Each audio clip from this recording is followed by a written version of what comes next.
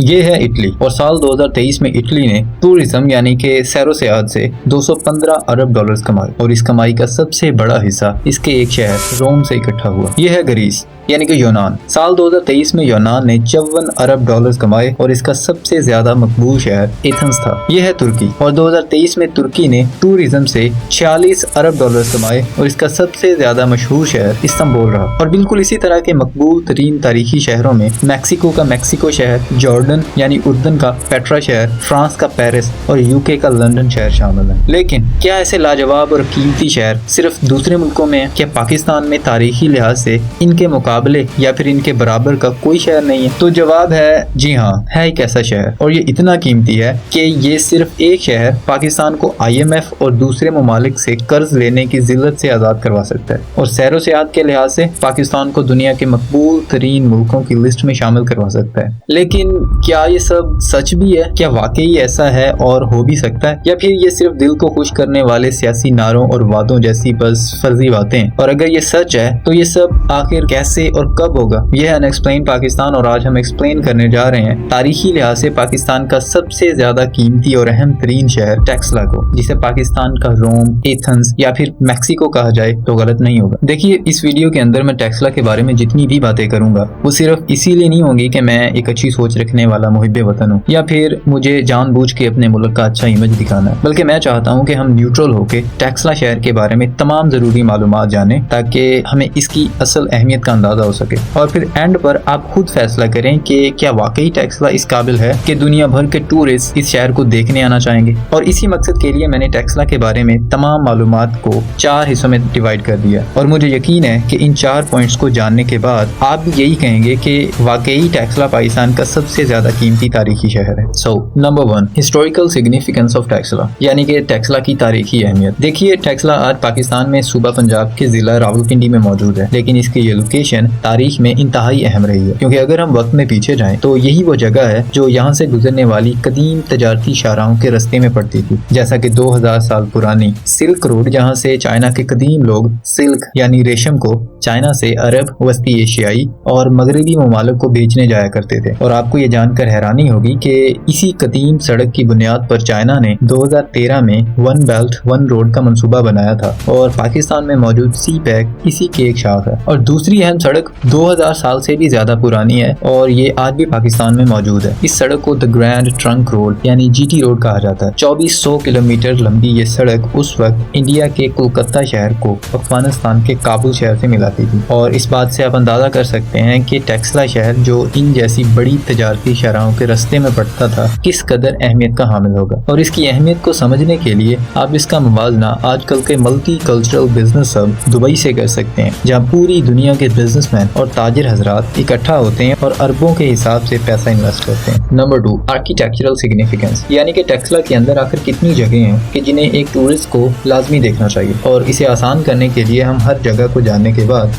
اسے ایک لسٹ میں لکھتے جائیں گے۔ اب جانتے ہیں ٹیکسلا کی تاریخ کو۔ اگرچہ ٹیکسلا کی اصلی تاریخ تو 2600 سال پہلے سے شروع ہوتی ہے، اور اسی ٹائم سے ہمیں پتہ چلتا ہے کہ ٹیکسلا کو اس کا یہ نام کس طرح ملا، لیکن ٹیکسلا کے اندر ایک ایسی جگہ بھی ہے کہ جو اس سے بھی زیادہ پرانی ہے۔ اس جگہ کو سرائے کھولا کہتے ہیں، اور ایک اندازے کے مطابق یہ 5000 سے 6000 سال پرانی انسانی بستی ہے، لہٰذا سرائے کھولا ہماری لسٹ کے اندر ٹیکسلا کی سب سے پرانی جگہ کے اندر آتی ہے۔ اب آتے ہیں 2600 سال پہلے والے ٹیکسلا پر، اور میرے نزدیک اسے جاننے کا سب سے آسان طریقہ یہ ہے کہ ہم وہاں پر حکومت کرنے والی مختلف امپائرز یعنی کہ بادشاہتوں کو جانیں۔ تو چلتے ہیں 518 BCE یعنی قریباً 2500 سال پہلے، جہاں فارسی حکمران ڈیریس ون ٹیکسلا پر حملہ کر رہا ہے اور ٹیکسلا کے اس خطے پر پہلی امپائر قائم کر رہا ہے۔ فارسیوں کا یہ دور 518 BCE سے 326 BCE تک رہا، اور اس دور کے اہم ترین شہر کا نام بھیڑ ماؤنڈ ہے کہ جس کے آثار آج بھی موجود ہیں، لہذا ہم ٹیکسلا کی ہسٹوریکل پلیسز کی لسٹ میں بھیڑ ماؤنڈ کو دوسرے نمبر پر لکھ لیتے ہیں۔ اب چلتے ہیں 326 BCE میں،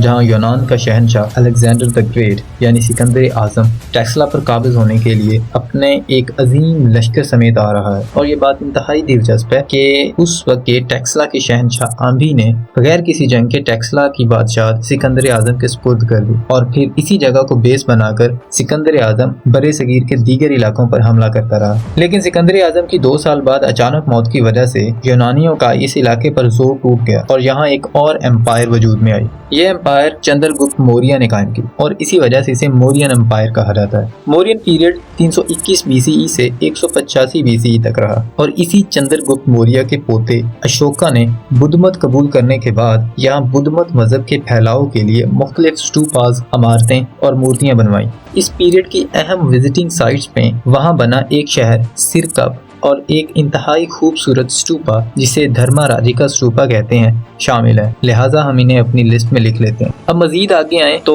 126 BCE سے 1 سینچری ای تک یعنی پہلی صدی عیسوی تک ٹیکسلا پر ہندو، فارسی، یونانی اور مشرق وسطیٰ سے آنے والے مختلف قبائل کا قبضہ رہا، جس کی وجہ سے ایک مکسڈ کلچر وجود میں آیا۔ اس دور کے اہم مقامات میں double headed eagle stupa, apsidal temple اور جینڈیل ٹیمپل شامل ہیں۔ اب وقت میں مزید آگے آتے ہیں تو ہم دیکھتے ہیں کہ پہلی صدی عیسوی سے 3 صدی عیسوی تک ٹیکسلا پر وسطی ایشیا سے آنے والے کوشنز کا دور رہا۔ اہم ترین سائٹس میں بدھ مت مذہب کے متعلق جو لائن مونسٹری اور موہرا مرادو مونسٹری شامل ہیں۔ مزید آگے آئیں تو 4 صدی عیسوی سے لے کر 6 صدی عیسوی تک ٹیکسلا پر گپتا امپائر کا راج رہا اور یہی دور ٹیکسلا کے عروج کا آخری دور تھا۔ اس دور میں بدھزم مذہب کے پھیلاؤ پر مزید کام ہوا اور ادھر ہمیں ملتا ہے اپنی لسٹ میں شامل کرنے کے لیے ٹیکسلا کا تیسرا قدیم شہر سرکش، جسے بنایا تو کوشنز پیریڈ میں گیا تھا لیکن گپتا پیریڈ کے دوران یہ ایک خاصا بڑا اور مضبوط شہر بن کے ابھرا۔ 6 صدی عیسوی میں ٹیکسلا پر ایک وسطی ایشیائی قبیلے ہنز نے حملہ کر دیا اور پھر یہاں سے ٹیکسلا کے عظیم شہر کا زوال شروع ہوتا ہے، لیکن اپنے زوال کے اس وقت یعنی 6 صدی عیسوی سے 11ویں صدی عیسوی تک ٹیکسلا پاکستان میں موجود دوسری بڑی تہذیب یعنی گندھارا تہذیب کا ایک بہت اہم شہر رہا، جس کی تفصیل میں ہم کسی اور ویڈیو میں جائیں گے۔ Number 3، religious significance. مذہبی طور پر ٹیکسلا کو دیکھیں تو آپ ہسٹری میں جان چکے ہیں کہ کس طرح ٹیکسلا بدھ مت مذہب کا ایک بہت بڑا ہب رہا ہے۔ بدھ مت کے علاوہ یہاں ہندوازم اور فارسیوں کے مذہب زوروسٹرینزم یعنی آتش پرستی جیسے مذاہب بھی رہے۔ اور یہاں آپ کو ایک اور حیران کن فیکٹ بتاتے چلیں کہ یہی وہ شہر ہے کہ جہاں دنیا کی سب سے پہلی یونیورسٹی بنائی گئی، کہ جہاں باقاعدہ طور پر دوسرے ممالک سے آ کر لوگ فلسفہ، ریاضی، سیاست اور ایسٹرونومی جیسے علوم سیکھتے تھے۔ اور اس بات سے آپ ٹیکسلا کی علمی اہمیت کا بھی اندازہ لگا سکتے ہیں۔ نمبر 4، مسٹیکل سگنیفیکینس، یعنی کہ اس شہر کے بارے میں عجیب و غریب سی مشہور باتیں جن کی سچائی کا تو کوئی ثبوت موجود نہیں ہے، البتہ وہ حیران کن بہت ہیں۔ مثال کے طور پر اس شہر کا نام ہی کافی حیران کن ہے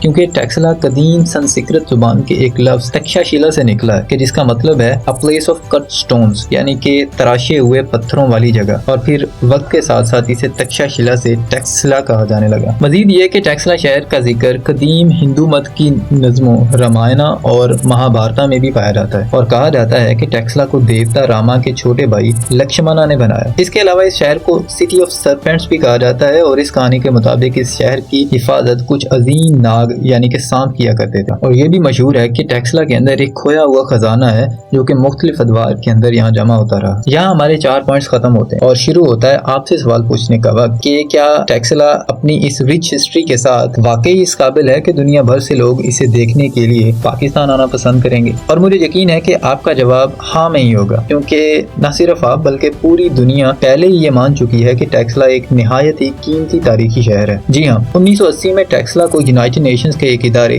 یونیسکو نے ورلڈ ہیریٹیج سائٹس کی لسٹ میں شامل کیا، اور آپ کو بتاتے چلیں کہ اس لسٹ کے اندر پورے پاکستان سے صرف 6 جگہ شامل ہے اور ٹیکسلا ان میں سے ایک ہے۔ اب یہاں پہنچ کر میری طرح آپ بھی یقیناً مایوس ہو رہے ہوں گے کہ کیا وجہ ہے کہ اتنا سب کچھ ہونے کے بعد بھی پاکستان ٹیکسلا جیسے شہر سے کوئی فائدہ نہیں اٹھا رہا۔ اس بارے میں آپ اپنی رائے کا اظہار کامنٹ سیکشن میں کر سکتے ہیں، جبکہ میں سوچ رہا ہوں کہ اس ٹاپک پر حقائق پر مبنی ایک ڈیڈیکیٹڈ ویڈیو بناؤں اور اس ویڈیو کے اندر میں ایکسپلین کروں کہ کیا وجہ ہے کہ پاکستان ہر سال 6 سے 7 ارب ڈالرز کا بھاری سود اور بھاری شرائط پر مبنی قرض تو لے لیتا ہے، لیکن اپنی ٹورزم انڈسٹری جو کہ پاکستان کو اربوں ڈالرز کما کے دے سکتی ہے اس پر رتی برابر توجہ نہیں دیتا۔ سو ملتے ہیں اگلی ویڈیو میں۔ اللہ حافظ۔